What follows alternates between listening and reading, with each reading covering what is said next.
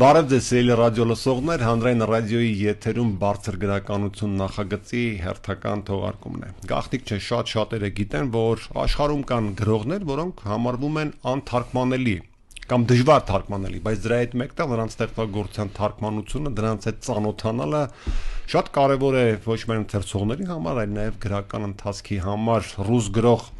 Վիկտոր Պելևինը այդպես հեղինակների շարքին է դասվում եւ նրա հայերեն թարգմանված Չապաևն ու դատարկությունը վեպի շուրջ այսօր կզրուցենք շատ ինքնատիպ ազնվորություն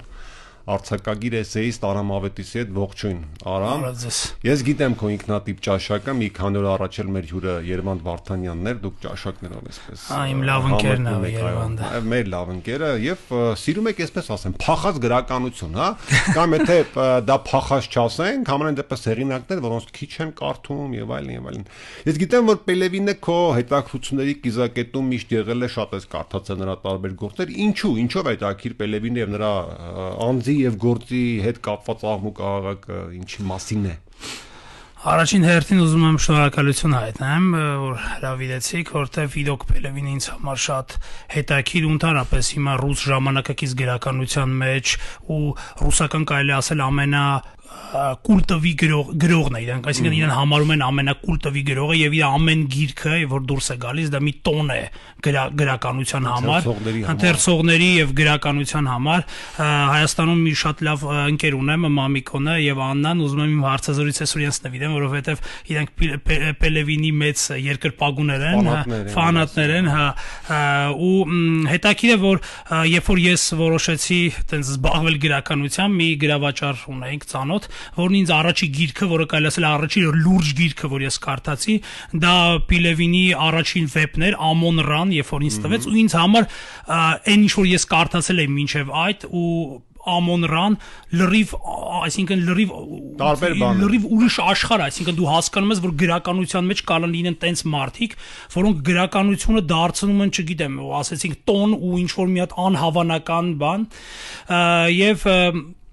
ընդհանրապես ով է Պելևինը մի մարդ է, որը ոչ հարցազրույցներ է տալիս, ինչ որ 90 փախած ընդհանրապես տեղյակ չեն ով է, եւ ինչ որ մի մարդ է, միշտ նկար կա, հա, այդ մարդը միշտ հանդես է գալիս, բայց շատերը ասում են, որ Պելևինը դա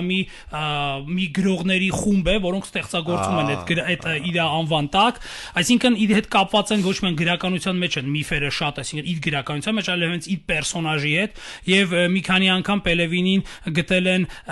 ինչ որ սայթերում, որտեղ կարելի է աղջիկների հետ ծանոթանալ ու այդ միջոցով են իմանում Պելևինը որտեղ է գտնվում, ինչով է զբաղվում ու շատ գրականագետներ ուզում են հասկանալ Պելևինի վրա ամենամեծ ազդած գրականություն, այսինքն մեծ ազդեցություն ունի ինտերնետը, թե բուդդայականությունը, այսինքն որտեղ իր գրքերի մեջ անընդհատ ինքը հղում անում դեպի բուդդիզմը եւ իր կարելի ասել կարևոր վեպը, որը իր գրականության մեջ կարևոր դեր է կատարում, դա Չապաևի պուստատա գործն է, Չապաևը եւ դատարկությունը, որովհետեւ Պելևինը այս վեպում հասնում է իր կարելի ասել գրական կատարյալ վիճակին, չնայած դրանից հետո ինքը գրում է իր բանը այդ Generation P վեպը, որը նույնպես դառնում է ֆանտաստիկ վեպ է, շատ լավն է, ու ընդհանրապես Պելևինին միշտ բաժանում են երկու մասի, իր առաջի շրջանը, որը ավարտում է կարելի ասել, հա, որովհետեւ 60-ը, հա, ինքը արդեն մոտարապես 10 քանի վեպ ունի գրված, ու բայց այսինքն ովքեր սիրում են իր առաջին շրջանը միշտ վատ են խոսում, որտեվ ասում են ամեն տարի նոր վեպ է տպագրում, բայց կարևոր չի դա, որտեվ ամեն անգամ մեկը իր նոր վեպը դա այլ եմ ասում, մի նոր երևույթ է գրել։ Արա մարի մի փոքր հստակացնենք գույները, ես տեսնում եմ, որ փախատությունը Պելևինի քեզ վրա էլ է ազդել եւ Չապաևի շապիկը Հայաստանում այս մասամբ ու աշխարհում Չէ Գևարաներով են ֆրանսում, այսինքն այդ Չեյով են գրում, այս Չեպաևով եմ հանդես գալիս։ Այդ զուգահեռն էլ կարելի է տանել։ Ինձ թվում է մեր հարցազրույցի վերջում ինքը ոնց որ Պելևինն է ուզում, Չապաևը պիտի վերափոխվի եւ դառնա Բուդդայի նման, էլի։ Տեսնենք, սպասենք այդ անակնկալին, ռուսերեն գիրքը, այո, քո ձեռքի տակ է։ Տես, երբ որ ասում ենք փախատ, ասում ենք բոլորից տարբեր, ասում ենք շատ ուրիշ, ինչով է այնուամենայնիվ դա արտահայտվում։ Եթե օրինակ կոնկրետ Չապաևը եւ դատարկությունը վեպի օրինակով դատենք, հա, ժամանակների խառնող, կեսին տարօրինակ հումոր, հա, եւ այլն, ինչ շերտեր կան, որ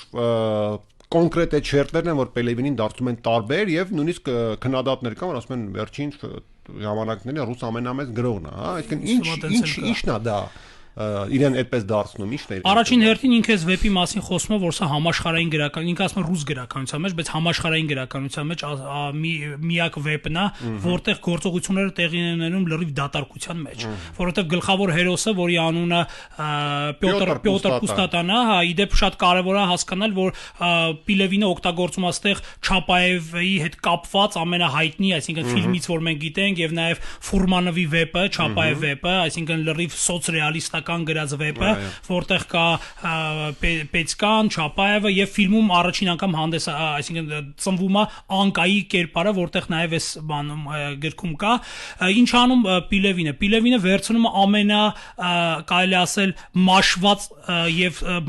եւ անեկդոտների հերոս դարձած պերսոնաժին, որը խորհրդանշում է տիպիկ սովետական իրականությունը եւ դարձնում է այդ պերսոնաժին բոդհիսատվա, այսինքն Բուդդայի մակարդակի է բարձրացնում բանն, այսինքն լրիվ ոնց որ վերաիմաստավորում է սիմվոլը, այն ինչ որ անում էր օրինակ Էնդի Վորխոլը նկարչության մեջ, այսինքն վերցնում է Մերլին Մոնրոյի նկար եւ դարձնում է լրիվ նոր սիմվոլ։ Նույնը Պելևին, այսինքն եւ դրա հետ մեկտեղ այսինքն եթե կարճ ասել ինչի մասին է վեպը, ապա վեպը նրա մասին է, որ գլխավոր հերոսը ամբողջ վեպի ընթացքում ման է գալիս իր եսը ու Պելևինը, քանի որ ասեցի ինքը ոգեշնչված է բուդդայական ընդհանրապես այդ փիլիսոփայությունից եւ ոչ միայն բուդդայականությունից, այլ սուֆիզմից էլ նաեւ ինքը ասում է, որ մարդու եսը ունի ինչ-որ շերտեր ու այդ շերտերը պիտի մարդ կարողանա ձերբազատվել, որպեսզի վերջնական հասնի իր ներքին Մոնղոլիային, ոնց որ ինքն է ասում։ Հետաքրքիր է, որ ես կարդալուց շատ գրականագետների մոտ Մոնղոլիա բառը ռուսերեն նաեւ մոնոլոգ բառին է նման, այսինքն ներքին մոնոլոգին, քո ներքին փնտրտուքին, քո ներքին խոսակցությանը ու պատահական չի, որ հենց Մոնղոլիան է օգտագործում, այսինքն դե մենք գիտենք, որ մոնղոլիական իմպերիան դա ամենամեծ իմպերիան էր պատմության մեջ, այսինքն մարդու ներաշխարհը դա հենց այդ ներքին Մոնղոլիան է, որը չունի սկիզբ եւ չունի ավարտ, եւ ըստ Պելևինի մարդու միակ, այսինքն միակ անելիքը է կյանքում հասնել այդ բուդդայական ասած դատարկությանը, այսինքն հասնել այդ նիրվանային։ Այդ սարը հիմա շատ կարևոր բաներ ես ասում, տես հիմա շատ քննարկումներ եղան, երբ որ գիրքը հայերեն լույս տեսավ հենց վերնագրի մասով, որովհետև հաշվի առնելով, որ ռուսերենում բնագիր լեզվում հերոսի ազգանունը Պուստատա է, թվում է թե շատ տրամաբանական է, որ հայերենի վերնագիրը լիներ Չապաևը եւ Պուստատան, հա, Պուստոտան, հա, եթե հենց ռուսական բանով անենք, բայց տես դու էլ նշեցիր, վեպում այնքան շատ են բառախաղերը, հա, դե վեպը հա, տես այդ մոնոլոգ Մոնղոլիա եւ այլն եւ միայն Պուստ, հա, այս առաջի 4 տարով այնքան բառախաղ կա Պելևինի վեպում, որ դրանք հետո հայերենացնել եւ համաբանեցնել այդ ազգանվանը չափազանց դժվար է եւ մյուս կողմից իհարկե սա երկիմաստ վերնագիր է, կարող են չել եւ Չապաևը եւ Պուստատան, այո, որ այդ հերոսը եւ Չապաևը եւ դատարկությունը, որտեւ ինչպես նշեցիր, այդ ամբողջ գործողությունները ծավալվում են դատարկության մեջ, բայց մի ուրիշ արծելի Պելևինի յուրահատկության, սովորաբար տես այն գրքերը, որոնք շատ են կապված տվյալ ժամանակաշրջանի, ասենք, տասնամյակի, հնգամյակի, սովետական ձևով ասած, ինչ որ իրադարձությունների հայտնի պերսոնաժների շատ արագ են հնանում, բայց դες Պելևինի վեպում էլ կան պրոստը Մարիաներ, բաներ, չէ՞, բայց անգամ նրանց ովքեր չեն հիշում, նրանց համար ովքեր չեն հիշում այդ պրոստը Մարիաներին եւ մյուս պերսոնաժներին, վեպում դա այսպես ասած դիսկոմֆորտ չի առաջացնում, սա էլ կարող ենք համարել վարպետություն։ Դե առաջին հերթին ինքը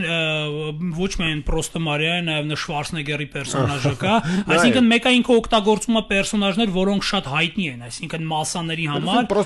պրոստը Մարիան ամենայն դեպս ինքը ինձ թվում է վստահ եղել, որ պոստսովետական ամենայն դեպս երկրներում մեծ մասամբ այդ մեքսիկական ես չէ, բայց անունը լսել եմ, բայց ամենայն այդ պրոստը Մարիան Հայաստան էլ եկավ, ասեմ։ Դե հա, ուզում ասեմ, ինքը մեկը օգտագործում է ինչ-որ սիմվոլներ, որոնք մեկը մասսայական մշակույթի համար, որտեղ նույն Շվարցնեգերի չնայած դրա հետ զուգահեռ նա նաև խոսում է Կավաբատայի մասին, որը վեպում այսինքն հանդես է գալիս ու այդ առումով բայց ինքը նորից որ ասում ենք վարպետություն այ վերաիմաստավորել բա, այսինքն ցույց է տալիս եւ ժամանակի շունչը եւ օգտագործում է իրենց իր նպատակների համար, այսինքն թե ինքը ինչ ասելիք ունի վեպում, իսկ վեպը շատ շերտեր ունի, առաջին հերթին հենց ամենակարևոր շերտը նա է, որ ամբողջ վեպի ընթացքում գլխավոր հերոսը քանի որ հոգեբուժարանում է նստած, նա քնում է եւ հայտնում է Չապաևի ժամանակաշրջանը կամ ուրիշ այնտեղ բժիշկ կա, որը մի մեթոդ ունի, որը բուժելու համար դու տեսնում ես ուրիշ հիվանդի երազները կամ տեսիլքները, այսինքն Պիլևինը ամբողջ վեպը նրա մասին է, որ չկա իրականություն հասկացողությունը, ամեն իրականություն ինքը իրանով բան է, այսինքն բան է այդ ոնց ասեմ, դատարկություն կարելի ասել կամ պատրանք է ավելի շատ, այսինքն ամեն իրականություն պատրանք է, որովհետև գրքի մեջ Չապաևը անդադ ասում է, եթե դու ասում այն երբ որ ես ասում եմ քո մոտ եմ, ես մի երազ եմ տեսնում, որտեղ հոգեբուժարանում եմ, ես հոգեբուժարանում տեսնում եմ Չապաևին, Չապաևը ասում է ոչ մի բան իրականություն չի, այս ամբողջը, այսինքն կյանքը ինքը իրանով ինչ որ մի երազ է, որը չկա բան իրականություն հասկացողությունը, ամեն ինչ այդ դատարկությունն է ու նույնիսկ այնտեղ կա շատ հետաքրքիր դիալոգ, որտեղ խոսում է կրակից, երբ որ ոսկը բարձանում է վերև, ու այնտեղ խոսք կա, որ ասում է Կատովսկին կա հերոս որպես Կատովսկին ասում է, որ ոսկը ինքը չգիտի, որ ինքը ոսկ է, ինքը մենակ կարող է հասկանալ իր ֆորման, այսինքն որ ինքը այդ ֆորման է մենակ զգում, այսինքն Պիլևինը խոսում է մարդու էության մասին, որ մարդը չի հասկանում ինքը ով է, այն հասկանում է իր բանը, այսինքն իր ձևն է մենակ հասկանում։ Սա հատեսնող է այդ առումով այս վեպը, թե պարզապես ինչպես այդ վեպում թափառող այդ շատ լավ հումոր կա, ասեցի, դա էլ պետք է հումորով ընկալել։ Հուսատվել թե հումորով վերաբերվել դրան։ Դե քանի որ ներքին էլ եմ ասում, ներքին Մոնղոլիայի ճանապարհորդությունն է, այսինքն փնտրտուքն է ու ֆանտաստիկ գրքի բան, այսինքն էպիգրաֆը, որը դրված է Չինգիզխանից, որտեղ Չինգիզխանը ասում է, երբ ես ասում եմ մարկանց եւ ձիերի հոսքը իմ կամքով ուղում եմ դեպի որտեղ ավելի սիրուն կարդամ, նայելով ձիերի մռութների եւ մարդկային դեմքերի անծայր կենթանի հոսքին, որ ելել է իմ կամոք եւ բոսոր մայրամուտի մեջ անծիր դաշտով սուրում է դեպի ոչ մի տեղ, ես հաճախ մտածում եմ, որտեղ եմ ես այդ հոսքի մեջ։ Ֆանտաստիկ է։ Այսինքն հենց այդ եսի մասին է խոսքը, այդ ամեն ինչի ու շատ հետաքրքիր է, ընդհանրապես կապված գրքի ու էլի Պելևինի հետ կապված միստիկայի հետ, ես շատ ման եկա հենց Չինգիզխանի արտահայտությունների մեջ, ամենտեղ նշված է այս արտահայտությունը, բայց գրված է, որ դա հաստատված չի, որ դա հենց իր արտահայտությունն է։ Այսինքն կամ վերագրվում է, կամ էլ Պելևինը իր կողմից ինչպես միշտ ինքն է անում դες բաներ հորի դա լրիվ հավատալու բան է ու նաև շատ հետաքրքիր բան կա ասեմ նաև Չապաևի կերպարի հետ ինչի որտեվ Չապաևը ըստ ավանդույթի ինքը մահացել է Ուրալ գետում 32 տարեկանում դեպքի Վերեսկա գրած 32 տարեկանում ունդեղ եթե հիշում ես Ուրալ բառի հետ կապված նաև բառախաղ որը լեն որպես սիրո գետի այդ հոսանքի կյանքի ժամանակի բայց իրականում թե ոնց է մահացել Չապաևը ոչ մեկ չի այսինքն Չապաևը եկավ այդ երկրի հետ այդ երկրի ստեղծեց իրեն, այսինքն դատարկությունից եկավ, ոնց որ միշտ ամեն ռեժիմ ստեղծում է իր հերոսներին ու գնաց դեպի դատարկությունը, այսինքն ինքը տենց անհայտել կորավ ու եւս մի հետաքրքիր բան, որ իրականում Չապաևի ազգանունը իրական Չեպաև է եղել, բայց Ֆուրմանովը Չապաև օգտագործել, Ֆուրմանովը սարքեց տենց մնաց, այսինքն նույնիսկ այն Չապաևը, որի մասին մենք գիտենք, դա եւս հորինված պերսոնաժ է, այսինքն եւ իր անունը, էլի, հա։ Արամ շատ բան գիտես բնականաբար չենք էլ կասկածում ինչպես ասում են եւ վստահ եմ նաեւ դերևի դրսի արձագանքներն է ծանոթա Պելևինի այս վեպի հետ կապված ինչու եմ ես հարց տալիս որտեվ ամեն դեպքում արի խոստովանենք որ այս տեսակ վեպ կարող էր գրվել ոչ թե Եվրոպայում կամ Ամերիկայում, չգիտեմ։ Բացառապես, եթե ոչ Ռուսաստանում, այլ հենց հետսովետական երկրում, որտեվ վեպի շատ մեսիջներ, ծաղրեր, ենթատեքստեր, այդ տարածաշրջանի մարդկանց համար են, որոնք ապրել են այդ սովետական կայսրության դարաշրջանը եւ այդ հետ սովետական բարդույթներ ունեն, տագնապներ ունեն դրսում ինչպես են արձագանքում այս վեպին ընկալելի է քեզ կամ եթե առաջին հերթին ասենք որ վեպը վերնագիրը արդեն փոխված են տպագրել որտեվ բան անգլերեն տարբերակը կոչվում է բուդայի փոքրիկ մատը այսինքն ճկույթը ի նկատի ունեն որտեվ գրքի մեջ նաև կա այդ բանը այդ պուլիմյոտը կա որը ստեղծված է ոնց որ բան կավի բուդայի կավե մատից ճկույթից եւ այդ մատը որ կողմը ուղում է այդ կողմը անհետանում է այսինքն դատարկանում է ինձ թվում է սա եւս վերնագրից խուսափելու որտեվ պուստոտան ազգանունն է որպեսի դրանից խուսափեն իրանք թարգմանել են եթե չեմ սխալ ֆիլմել է տենց թարգմանված որտեվ ֆիլմել կա ֆիլմել ինչ որ կա եւ իհարկե Ռուսաստանում միջև հիմա բեմադրվում է որպես ներկայացում այո հրաշալի արամ եւ վերջին այսպես քննարկելիք նյութը այսօր երիտասարդ էի շատ նայած հիմա էլ ոնց որ չէ երիտասարդ այն ժամանակ մեր գրական այսպես խմբերը երիտասարդ գրողներ որ հավաքվում էին Երևանում գրողների տանը Ծաղկաձորում 90%-ի խոսակցության քննարկման որպես լավ գրականություն այսպես մեջ բերելու հա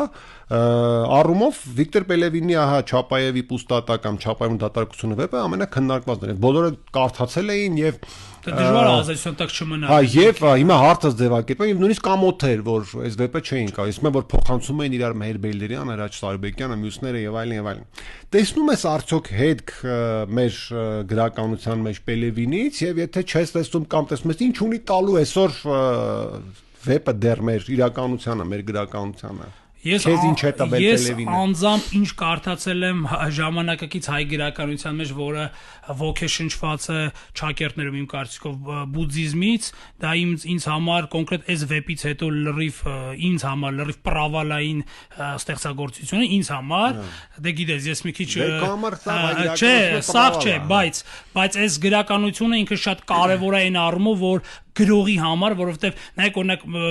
մենք միշտ խոսում ենք նույն Ջոյսից, չէ, այսինքն նույն որ Սելինից են խոսում, այսինքն գրողի վարպետության մասին է խոսքը, դժվար է ասենց գործ, այսինքն կարելի ասել վերսել ու նույն ոճով գրել, պետք չի, բայց ինքը, այդ եմ ասում, բայց ինքը կարող է գրողի համար ու ոչ միայն գրողի, այլև քանի որ գիրքը թարգմանվել է ու իմ կարծիքով սա ագին մեծ ձեռքբերում է որ Պելևինից, որտեղ վերջապես գիտեք ինչ որ առումով իմ համար շատ ամոթ էր որ հայերենով նորմալ թարգման, այսինքն չկար թարգմանություն Պելևին դժվար է, բայց համենայն դեպս մենք քանի որ ունենք ընթերցողների շուկա կարելի ասել կամ մարդիկ կան, շատ կարևոր էր որ այս վեպը լիներ, այսինքն կոնկրետ այս վեպը եւ մնացած վեպերը նույնպես, ինչքան էլ դժվար է դա կարևոր գործ է։ Լավ, դե ուրեմն շնորհակալություն հայտնենք Գևորգ Գիլանցին որ թարգմանել է ռուսերենից Վիկտոր Պելևինի այս վեպը եւ հորդորդ կարդալ թե չկարդալ այս վեպը։ Անպայման կարդալ եւ ձգտել դեպի դատարկությունը, բայց բուդդիստական, ոչ հակառակ էլի։ Հասկացա։ Շնորհակալություն Արամ շատ լավ զրույցի համար, քեզ այդ բնականաբար հնար է ունենալ լավ զրույցներ եւ երևի մի անգամ էլ Չապաևին ցույց տանք մեր այն ռադիո լսողներին, որոնք մեզ հետևում են, այո, հանրային ռադիոյի Facebook-յան էջով։ Այո, տեսան եւ այս շապիկը հեսա մոդայի կլինի եւ հատկապես նրանց համար, ովքեր կկարդան Վիկտոր Պելևինի Չապաևի դատարկությունը վեպը անպայման կուզենան այդ շապիկից ունենան տեղը կասես որտեղից ես գնել։ Շնորհակալ եմ, սիրելի Արամ։ Ինձ մնում է մեր սիրելի ռադիո լսողներին հիշեցնել, որ հանրային ռադիոյի եթերում բարձր գրականություն նախագծի հերթական հաղորդումներ, զրուցակիցս արձակագիր էսեիստ Արամ Ավետիսն էր, խոսում էինք ռուս գրող Վիկտոր Պելևինի Չապաևն ու դատարկությունը վեպի մասին։ Լավ եղեք։